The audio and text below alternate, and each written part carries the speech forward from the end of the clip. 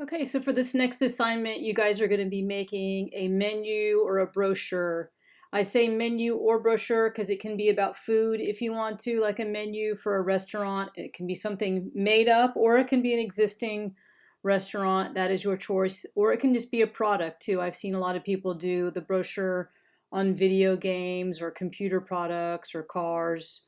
So really get to do anything that you want on this project. Okay, so this is called a trifold brochure, meaning it's in three sections. It's folded twice, but there's three sections. There's the cover, and then we have an inside. And normally there's a back side to it as well, but we're just going to do one side for this assignment.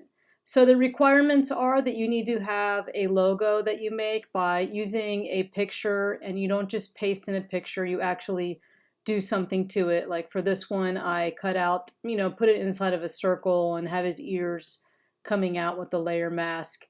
And then I used the text tool and put outlines, strokes around it, did the glow. So you need to have a logo. As far as what you put under your logo, you can have anything you want. I just found these things on the internet. You can do Google searches and find credit cards, or it can be a map to your store. Really doesn't matter what you have as long as you fill up the space on the cover nicely. And then on the inside, you're going to have 6 different products. Okay, so you're going to have 3 on the middle panel and 3 on the right hand side panel. All right, and I want everything to be done very neat and spaced out very neat. And let me get you started on what we'll do. So that you're going to be provided a template. So I'm going to give everybody this template to start with to make your job a little bit easier. And you don't have to put everything in the exact same spot that I did. This is just a guideline to help you keep things spaced out. What is important though are these margins. Margins are the empty space that I want you to leave around each thing so that it's not too close to the edge of the page. Now on this side, I went out of the margin intentionally on the template just to show you what I don't want. I don't want to see anyone's text getting over here near the edge. Do it like this where you keep everything on the inside. Now as far as how your pictures are laid out, you can either like put a big vertical picture like this here and then do it like I have it, or you can do it square. Like if you look at mine, I have the title at the top, and then I have a kind of a square picture and the price and the description off to the side. Or you can even do this if you want to have like horizontal pictures with the title underneath it and the description. You can do it that way too. I don't really want to see this where things aren't really spaced out nicely. You can use square pictures, but make sure that you space everything out nicely so that it looks good. All right, so you don't have to do this exact layout, but do something close. So the first thing that you're going to want to do is make some guides for yourself, because at some point you're going to put a background photo over this template and you won't be able to see it unless you make some guides. So to make guides, the first thing that you're going to want to do is press Control R. Control R makes rulers. See, when I turn this on and off, see how there's rulers up there now? So press Control R to get rulers. You can also go to View and turn on rulers right there. And what you want to do is go over to the side where the ruler is, click inside the ruler and drag a line and put it on top of those pink lines that you see there, and it turns it into a blue line. So once again, click in the ruler and drag over. All right, and you just need to put the 2 guides where the folds are on the page. You don't need to put guides for your margins. Those can just be kind of estimated. Just be really careful when you're designing things to not go too close to that.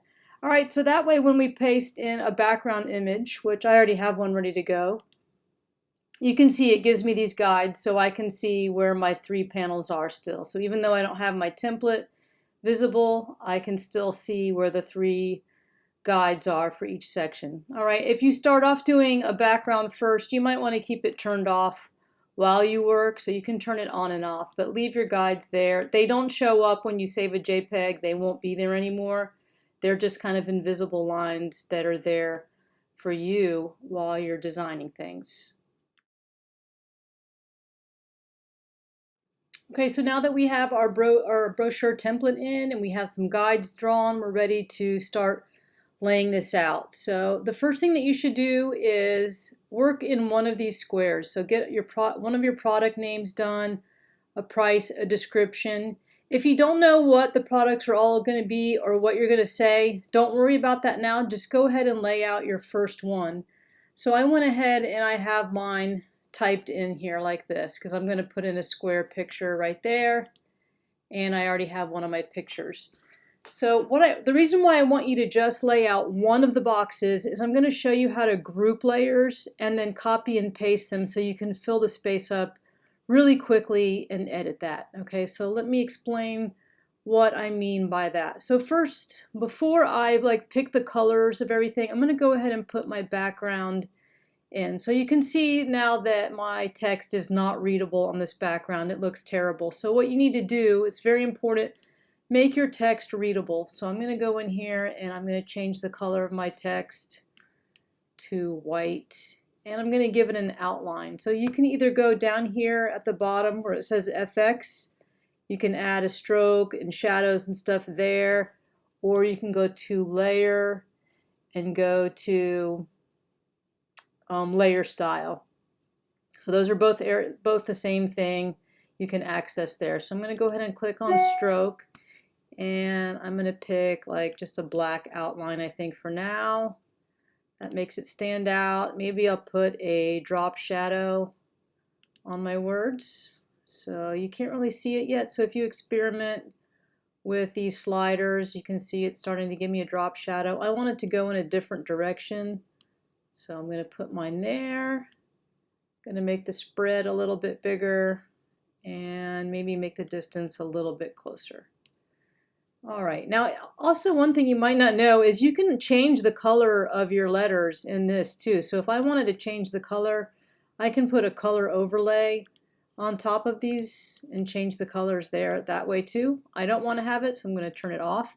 But you can also fill in your letters with a gradient. So keep that in mind. You can do a lot of edits to things in your layer styles. I'm going to leave mine white for now. And then I'm going to do the same thing with the price layer. So I'm going to go here, and you can either go to the layer styles there or layer style. I'm going to pick stroke. This time I'm going to leave the stroke black. I'm going to make the words pink, and that looks fine. And then I'm going to do that to my description for my product. Layer style and say stroke, and I'm going to give my words a different color. I will choose like this. Whoa, I don't want my stroke that color. I want to keep the stroke black. I want the color overlay to be a different color though.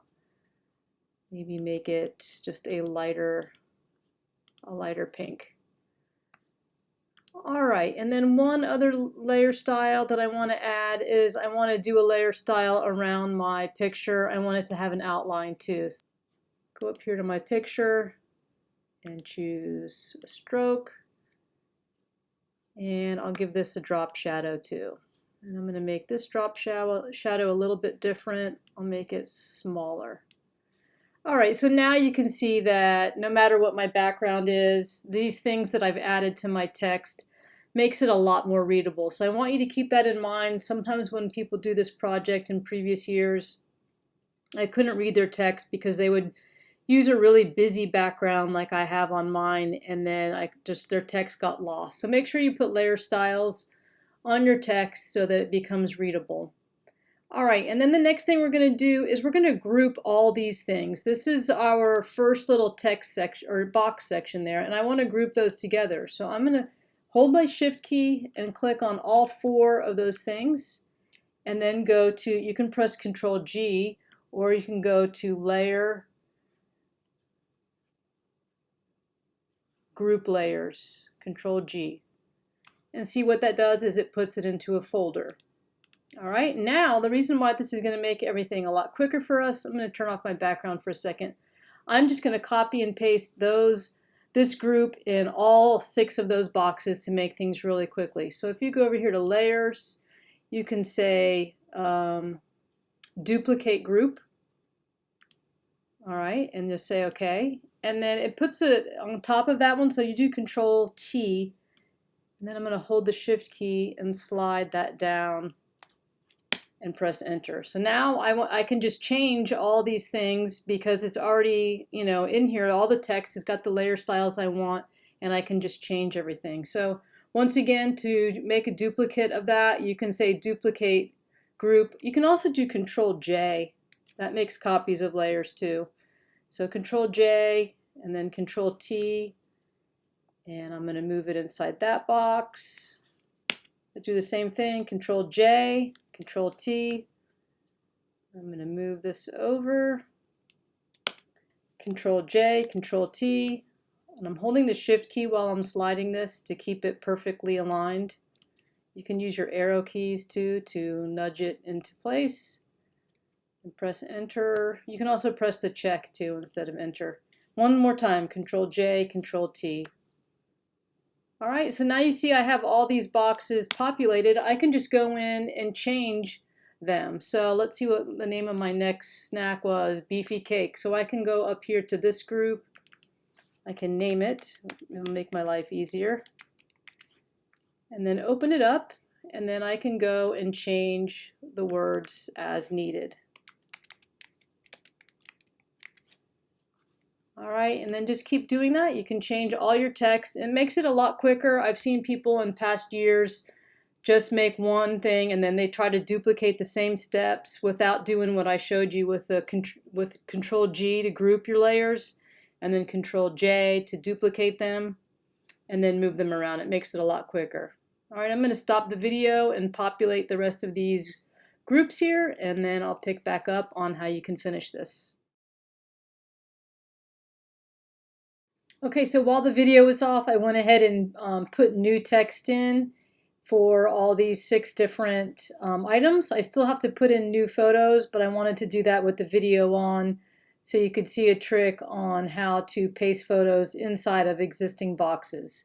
So you'll also see over here in my layers, I named each one of these sections by what it is. It makes working on it a lot easier if you're organized and name your layer groups what they are. So if I want to put in a new photo, let's say for this one, I already have one copied, I believe. Let me open one and copy it just in case, to be sure. So I'm going to copy that one, select all, copy, and then I'm going to go in this folder here and click on this photo and say select, load selection, and then go edit, paste special, paste into, and then you'll see it puts the photo inside of that box, and then I can just use Control T to move it around or resize it, whatever I want to do.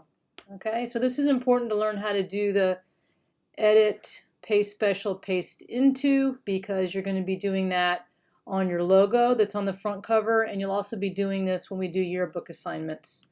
So let me go ahead and do the same thing for this next group.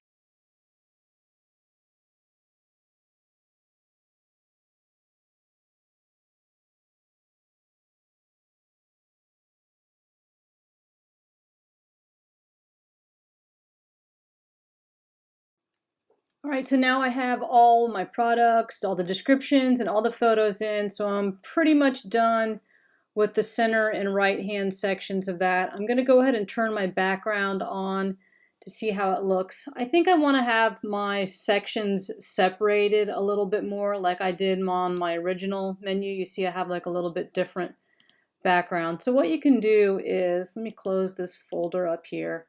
You can make a new folder by either clicking that plus, or you can go, a new layer by clicking this plus, make a new layer by clicking that, or go to up here and click new layer. You can also go to layer, new layer. So there's several ways to do that. Make a new layer, and I'm going to pull it down just on top of my wood background. And what I want to do is get my rectangular marquee, and I'm going to drag a box that fits just in that center section. And then I'm going to pick a color. I'm not sure what color yet. I'll show you that you can just pick any color for now and change it. Go to Edit, Fill, and make sure this says foreground color. Very important. Make sure it says foreground color. say OK. And then what I want it to do, I'm going to press Control D to deselect that. I want it to just interact with the wood background so I can still see it. So you can go on these layer blending modes and choose a different blending option to kind of give it a different feel. I think I'll just leave it on that for now. If you wanted to change colors, you could always do Control U, hue and saturation, and go slide this top slider up here. You can change colors by doing that. So maybe I'll just do it like this and make it a little bit lighter. So you can change the color by doing that. And let's say you want to have this panel be a different color. You do it the same way. You can just make a new layer, get your marquee tool, and this time I'm going to draw a rectangle that goes on that side. Say Edit, Fill, put it on foreground color, or if you want to choose a color on the fly, you can choose color there and pick whatever color that you want to there as well. And then go over here to the blending options and try a different color.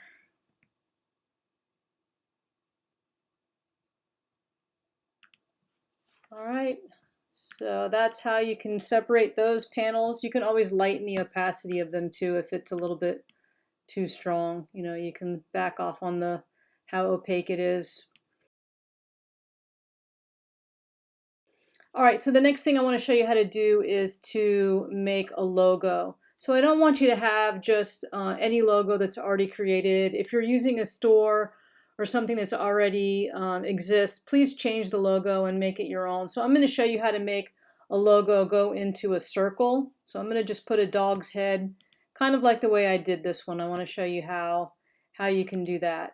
So once again, we need a new layer to make our logo in. And this time I'm going to get the elliptical marquee and I'm going to make a circle. So I'm going to hold the Shift key and drag down. See, if you don't hold the Shift key, you get an oval. If you press Shift, it makes it a perfect circle.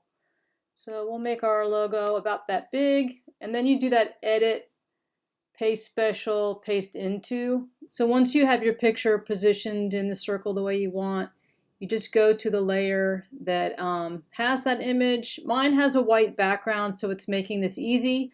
If you had a picture where there was already some kind of background that you needed to cut out, it would be a little bit trickier, but I can help you with that if you need help. So basically, I have the white area selected, and I want to go to Select Inverse because I want just the dog selected. And then I'm going to go on my layer mask, and I'm going to get a brush, and I'm going to paint in just that area that's coming out of the top of the circle. And then press Control D. All right, so that's the look that I was going for. I like that a lot better. And then once again, I am going to go and put a layer style on it. I'm just going to give it a little bit of a stroke. Probably make this one a little bit thinner. You don't have to put a stroke on it. I think I'm going to do an outer glow as well. You need to know how to do these for the certification test, so it's good to practice them. And I want to put this on normal and make it a little bit bigger. Something like that. Kind of looks like a neon light. Okay, so now I have my picture for my logo. I just need to put my text on there to wrap it around. I've already copied my text, so I'm going to get my text tool and paste that in. Happy Time Dog Donuts. I need to make it a little bit smaller than that. So I'm going to do Control T and make it smaller. Line of text closer together. This is called leading. It's very good to learn how to edit text for the certification test. So I am going to show you how to edit your text again. So I drag my cursor and select it. I have my character panel open. You can have properties open or character. And if you don't know where that is, it's window, character. That basically means type.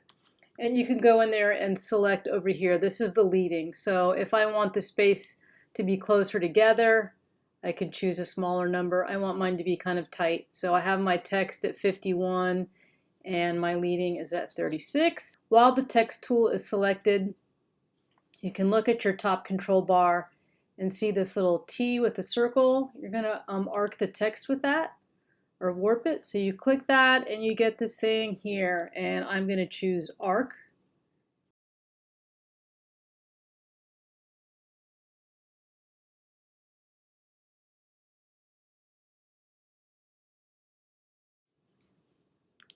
I am going to go ahead and put in, I'm going to copy this text layer that I have here, Control J, then Control T to move it, and then I'm going to get my text tool and go over here to the warp, and so it's on plus 54 now. If I want it to go the other way, I can do minus 54.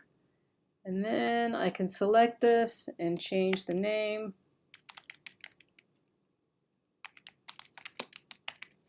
So if I want to have a location, I can do Control T to make it smaller.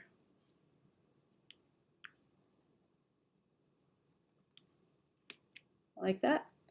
All right, so now I have my title, I have my logo, I have a location, and all I need to do down here is either put a picture of my store or a map, or if you want to look at what I did before, I had this little piece of clip art and some credit card icons. You can find anything like that online. I don't mind what you put there, is just as long as you fill up the space nicely.